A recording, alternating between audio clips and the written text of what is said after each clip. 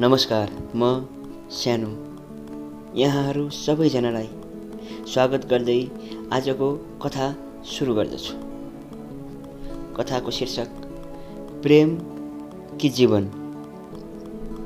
श्रावण महिनाको दोस्रो हप्ता सिमसिमे पानी परिरहेको थियो। स्वास्थ्यमा सामान्य समस्या भएर गाउँबाट दिदी आउनु भएको थियो। हामी बिहानै कीर्तिपुरबाट ट्याक्सी चढेर टिचिङ हस्पिटल महाराजगञ्जतिर लाग्यौँ। ओपिडी सेवाको टोकन लिएर डाक्टर आउन्जेल बस्नुपर्ने भएपछि म हस्पिटल बाहिर निस्केँ। केही नास्ता खाउँ भनेर नजिकैको पूर्वेली नास्ता पसलमा छिरे। भित्र छिर्ने बित्तिकै त्यहाँको अन्तिम टेबलको दृश्यमा मेरा आँखा अडिए। टेबलमा एकजना मभन्दा अलि एजेड लगभग 25-26 वर्षको देखिने दाइ हुनुहुन्थ्यो। उहाँको हातमा समोसा थियो भने आँखामा आँसु झरिरहेको थियो। म पनि त्यही टेबलको अर्कोपट्टि गएर बसेँ। मैले पनि समोसा नै मगाएँ। उहाँको अनुहारमा देखिएको पीडा आँखाबाट बगिरहेको आँसुले वर्णन गरिरहेका थिए। हस्पिटल नजिकमा आएर यसरी कोही रुँदैछ भने पक्कै उसको आफन्त धेरै बिरामी होला भनेर सजिलै अनुमान लगाएँ। मैले सोधेँ, दाइ, हजुरको कोही बिरामी हुनुहुन्छ? उहाँले हातको समोसा नटोकेरै प्लेटमा राख्दै मास्क लगाउनु भयो र भन्नुभयो, तपाईँ पनि हस्पिटल नै आउनुभएको होला, हेर्नुहोस्, उतै बसेर कुरा गरौँला। म पनि समोसा खाएर उहाँसँगै हस्पिटल बाहिरको कुर्सीमा गएर बसेँ। संयोग पनि कस्तो, उहाँ पनि बुटोलको हुनुहुँदो रहेछ। हामी दुवै पश्चिमेली पऱ्यौँ। पश्चिमेली भनेपछि झन् सामिप्यता बढ्यो।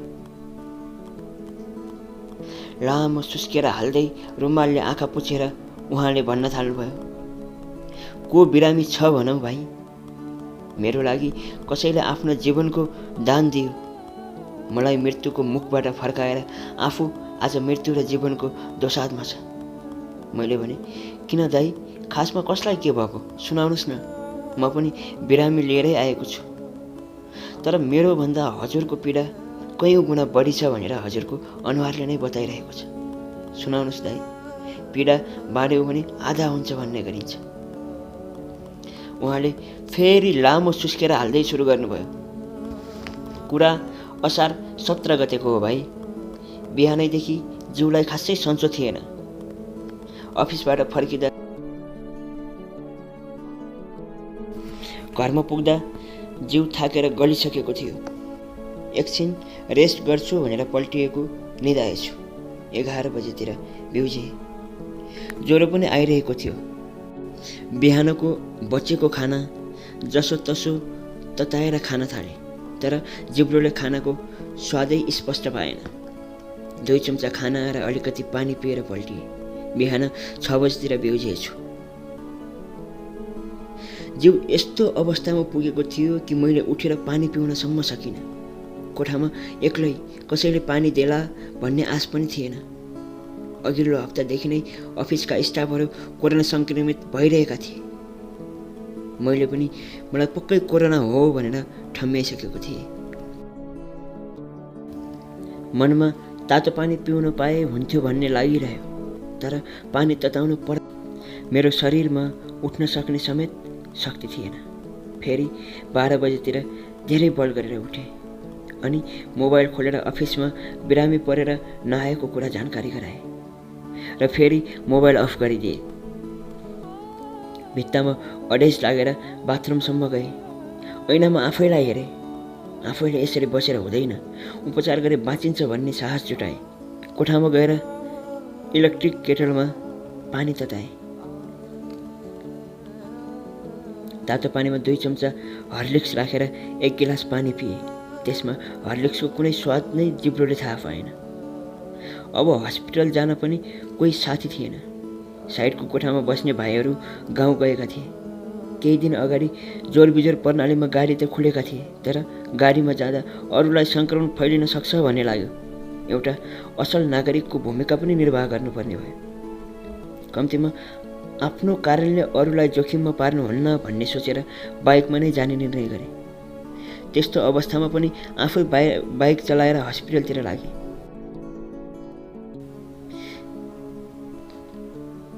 त्यस्तो खाली बाटोमा पनि बाइक अनकन्ट्रोल भएर एक ठाउँमा लडे पनि स्पिड कम भएकोले धेरै चोट लागेन।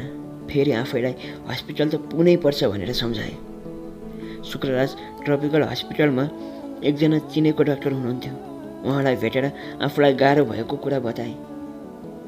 म इमर्जेन्सीमा भर्ना हुनुपर्ने स्थिति थियो, तर त्यहाँ इमर्जेन्सी वार्डको कुरै छोडौँ, सामान्य वार्ड मात्र होइन, बाहिर कोलियासम्म सबै ठाउँमा बिरामीको घुइँचो थियो।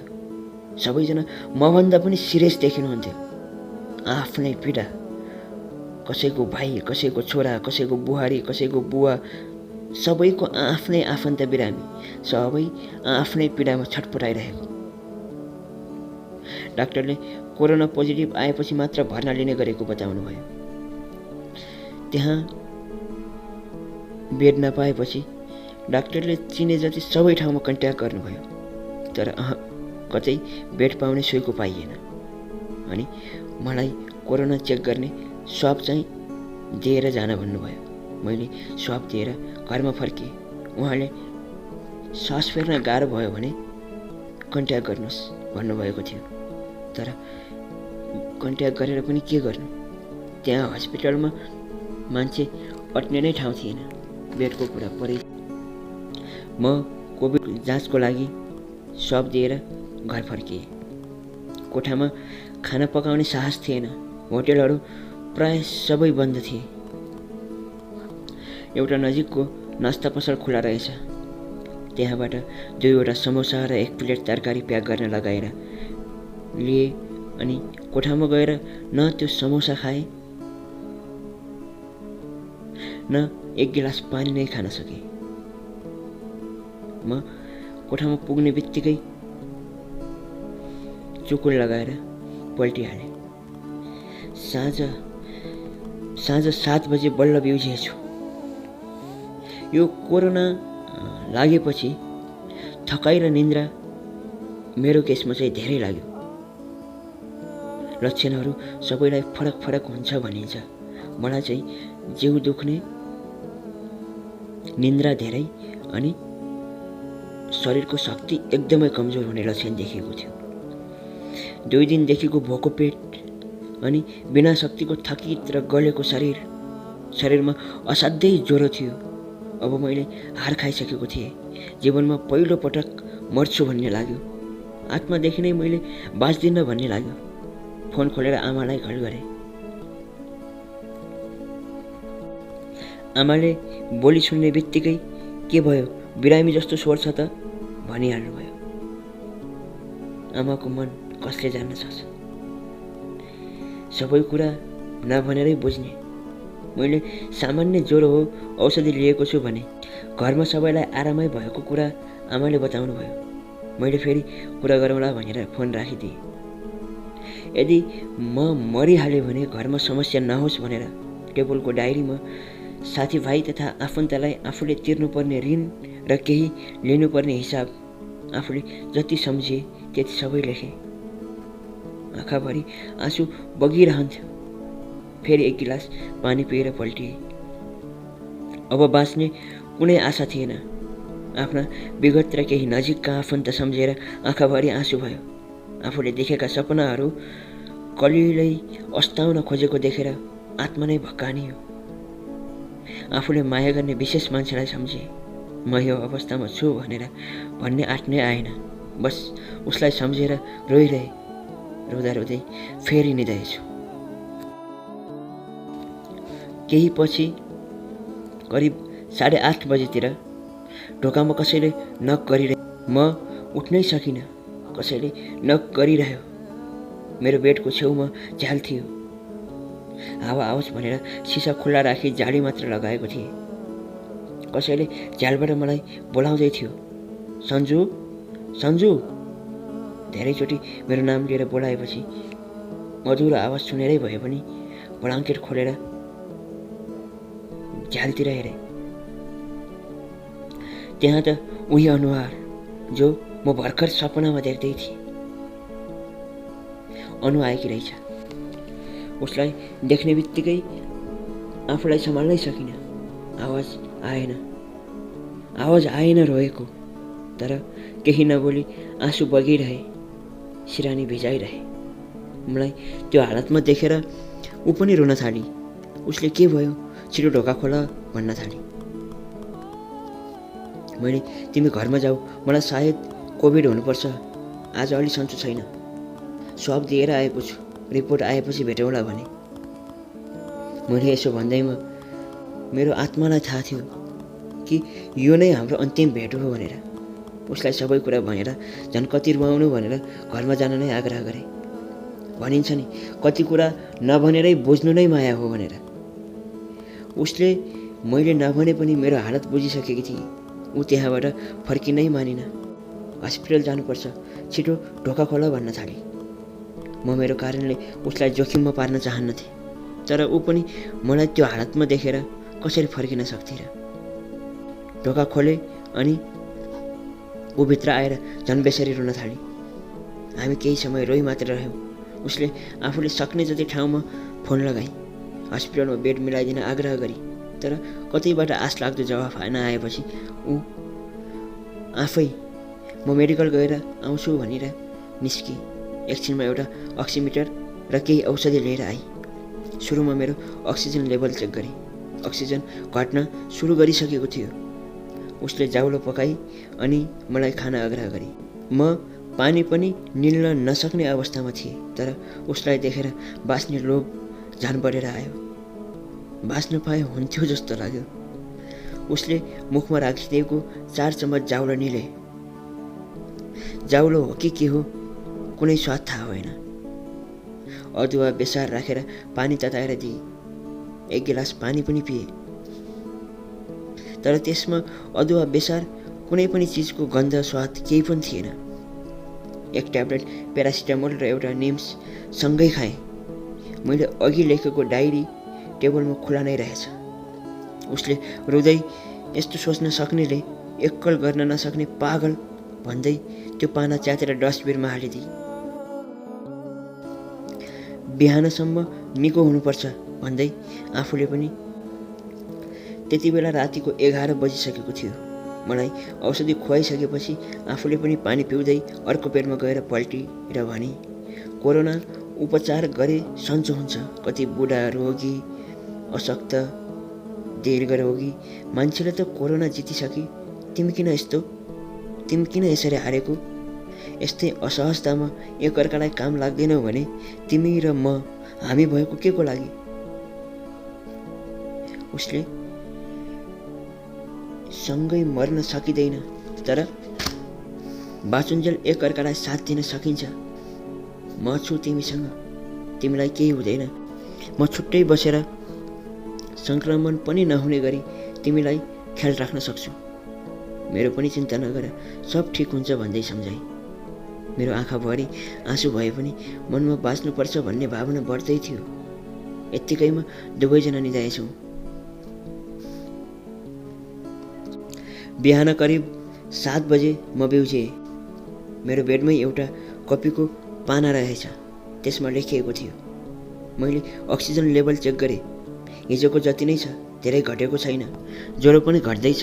टेबलमा नास्ता र पानी छ, खाएर औषधि खानु। म एकछिनमा आउँछु। उसको मेसेज रहेछ। कपीमा पुरानो जमानाको याद दिलाउने मेसेज। बिस्तारै उठेर टेबलमा हेरेँ। हटकेसमा अमलेट रहेछ। आधा अमलेट खाएँ। गिलासमा 2 चम्चा जति हर्लिक्स पनि राखेकी रहेछ। त्यसमा थर्मसबाट पानी हालेर खाएँ अनि एउटा ट्याब्लेट प्यारासिटामोल पनि खाएँ। मलाई कति दिन बाँच्छु भन्ने थाहा थिएन, तर त्यो रात मैले काटिसकेँ। बिहान जीवित हुँदा म बाँचेछु जस्तो लाग्यो, र पनि जिउ र ढाड उस्तै दुखिरहेको थियो। ज्वरो पनि उस्तै थियो। जिब्रो नाक काम नलाग्ने थिए। यति हुँदाहुँदै बाँच्ने आशा भनौँ या लोभ, बाँच्न पाए हुन्थ्यो जस्तो लाग्दै थियो। त्यतिखेर मोबाइल खोल्दा मोबाइलमा कोभिड पोजिटिभ भनेर एसएमएस आइसकेको थियो। एकछिनपछि अनु बजारबाट आई। उसले खै के हो झोलामा केही बोकेर आएकी थिए। झोलाबाट सामान झिक्दै भने, यो गुर्जो मलाई गाउँबाट मम्मीले पठाइदिनु भएको। कोठामा गएर ल्याएर आए। उसले आफ्नो कोठामा गएर पनि आउन भ्याइसकी छ। उसले तरकारी फलफुल पनि ल्याइछ। गुर्जो बेसार अदुवा राखेर पानी उमालेर दिए। खाँदिन भनौँ भने त्यो एक गिलास पानीमा तौल्नै नसकिने माया मिसिएको छ। जडीबुटी भन्दा धेरै महँगो र धेरै औषधीय गुण भएको। उठेर पानी पिए। मैले खान्न भन्दा भन्दै उसले आधा जति स्याउ पनि नखुवाएर मानिन। म फेरि पल्टिएँ। ऊ मलाई पल्टिन पनि नदिने भई भन्थे, तिमीलाई यसरी बिरामी भएर लडेको म हेर्न सक्दिनँ। बोल्न नसके पनि बसेर मेरो कुरा सुनिराख। म एक्लै बोलिरहन सक्छु, तर तिमी बिरामी भएर निदाएको हेर्न सक्दिनँ। ऊ खाना पकाउने तयारीमा थिए। म उसले भने जस्तै ठाडो गरेर उसलाई हेरिरहेँ, उसलाई सुनिरहेँ। मैले उसको आग्रह मानेको देखेर ऊ मुसुक्क मुस्कुराई। मुस्कानमा पनि पीडा छर्लङ्ग देखिन्थ्यो। बिचरी ऊ मलाई खुसी पार्नलाई के बोलिरहन्थे, जिस्किरहन्थे। पीडा र आँसु मिसिएको जिस्काइमा कसरी हाँसु म भने यदि म मरिहालेँ भने उसले के गर्ली, कति रोली, कसरी बाँच्ली, उसकै बारेमा सोचिरहन्थे।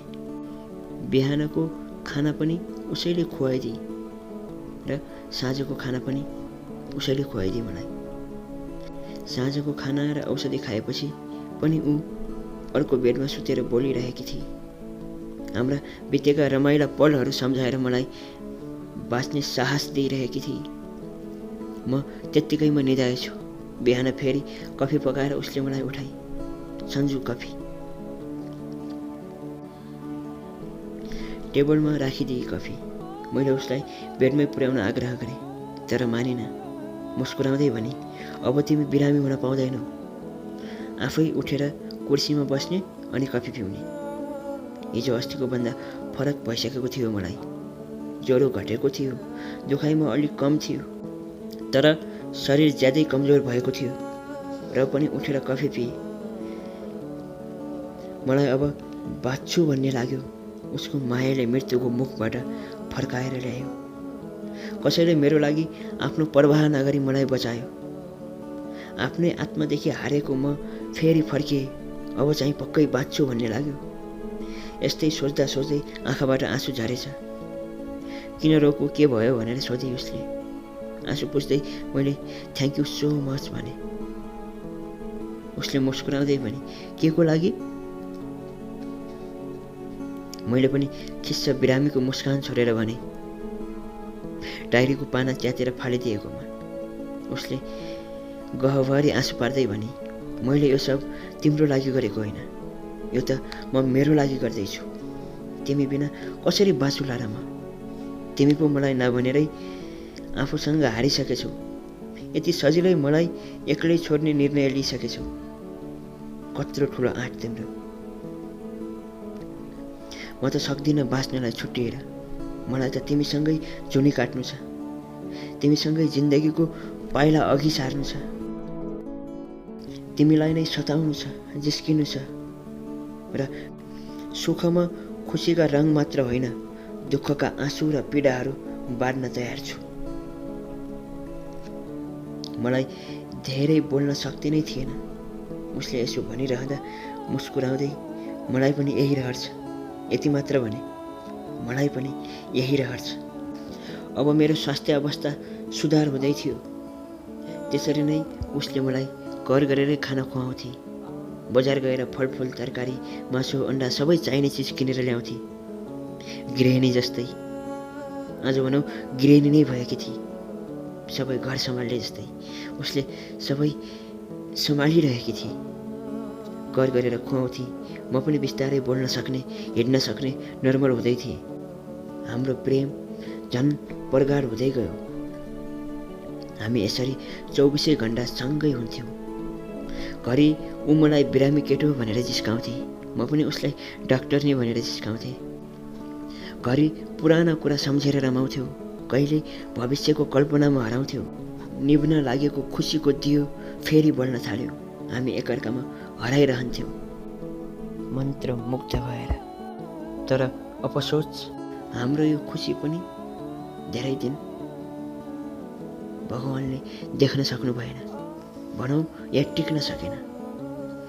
करिब 15-16 दिनको आराम, केही सामान्य औषधि र केही जडीबुटी र विशेष गरी उसको वर्णन गर्न नसकिने प्रेमले म सामान्य अवस्थामा फर्किएँ। साउनको 4 गतितिर उसले आफ्नो जिब्रोमा स्वाद स्पष्ट थाहा नभएको बताए। अब उसलाई पनि कोभिड सङ्क्रमण भएको आशंका गऱ्यौँ। हामीले सक्ने जति सावधानी अपनाएका थियौँ। मैले खाना खाने, पानी पिउने भाँडाहरू समेत छुट्टै बनाएका थियौँ। कतै छुनुभन्दा पहिला सेनिटाइजरको प्रयोग गर्थेँ म पनि। तर मबाट हो या बाहिर कतैबाट उसलाई कोरोना सङ्क्रमण भएको जस्तो शङ्काले स्वाब दिन हस्पिटल गयौँ। भोलिपल्ट उसको रिजल्ट पनि कोभिड पोजिटिभ नै आयो। उसको स्वाद र बास्ना थाहा नपाउने सँगै ज्वरो आउन थाल्यो। पहिला उसले मलाई गरेको केयरिङ मैले उसलाई गर्न थालेँ। मैले खाएकै औषधि जडीबुटी उसलाई खुवाएँ, तर उसलाई सुधार हुने लक्षणै देखिएन। अक्सिजन लेभल घट्न थाल्यो। 3 दिनपछि उसलाई श्वास टिचिङमा बेड पाइयो। उसलाई त्यहाँ लिएर हिजोदेखि आजसम्म उसको अवस्थामा कुनै सुधार आएको छैन। आजबाट आइसियुमा राखेको छ। मलाई त उसले नयाँ जीवन दिए, मृत्युको मुखबाट बचाएर ल्याए। आज आफू मृत्युसँग लडिरहेकी छ। मेरो झ्यालमा आउँदा उसलाई 2वटा विकल्प थियो, प्रेम वा जीवन। उसले आफ्नो प्रेमको लागि जीवन दाउमा लगाई। सायद त्यो दिन मैले ढोका खोलेर गल्ती गरेँ जस्तो लाग्छ। आफैलाई धिक्कारिरहेको छु। आफैलाई देखेर घृणा लागिरहेको छ। सायद मैले उसलाई त्यो दिन घर पठाउन सकेको भए आज यो दिन आउने थिएन होला। सन्जु दाइले यति भनिसक्दा हामी दुवैजनाको आँखामा गहभरि आँसु थियो। दुवैजना रोइरहेका थियौँ भनौँ। अति दुखी बनायो उहाँको यो कहानीले। कहानी भनौँ या भोगाई धेरै विरहको थियो, खप्नै नसकिने।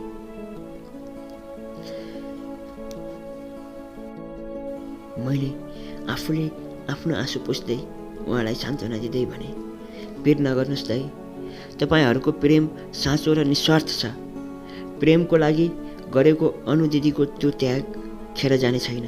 उहाँलाई चाँडै निको हुनेछ। तपाईँको प्रेम पनि कमजोर छैन। उहाँलाई यति चाँडै जान दिने छैन तपाईँको प्रेमले। उहाँको प्रेमले पनि तपाईँसँग छुट्टिन मान्ने छैन। तपाईँहरूको जीवनमा कालो मडरिएको बादल फाटेर उज्यालो पक्कै छाउनेछ। आफूलाई बलियो पार्नुहोस् दाइ। यति भन्दै थिएँ, उताबाट दिदीले बोलाउनु भयो, भाइ हाम्रो पालो आयो। अनि दाइसँग छुट्टिन खोजे। उहाँको पीडा देख्दा उहाँसँगै रहन मन थियो। म तपाईँलाई फेरि भेट्छु दाइ भनेर बाचा गरेँ। अनि हामी ओपिडीतिर लाग्यौँ, उहाँ आइसियु बेडतिर। उहाँको त्यो भोगाई सुनेपछि मलाई लाग्यो जीवनमा एकनाश नहुँदो रहेछ। उकाली ओह्राली, सुख दुःख, प्रेम झगडा सबै क्षणिक हुँदो रहेछ। कतिखेर कुन आउँछ थाहै नहुने। जीवन भनेकै घाम र छाया रहेछ। कहिले घाम त कहिले छाया, कहिले छाया त कहिले घाम। यस्तै लाग्यो। हवस् त, यतिन्जेल यो कथा सुनिदिने तपाईँ सबैजनालाई हृदयदेखि नै धन्यवाद। फेरि अर्को कुनै कथाको साथमा भेट्नेछु भन्दै तपाईँहरू सबैजनाको बाँकी समय शुभ बितोस्। बाई।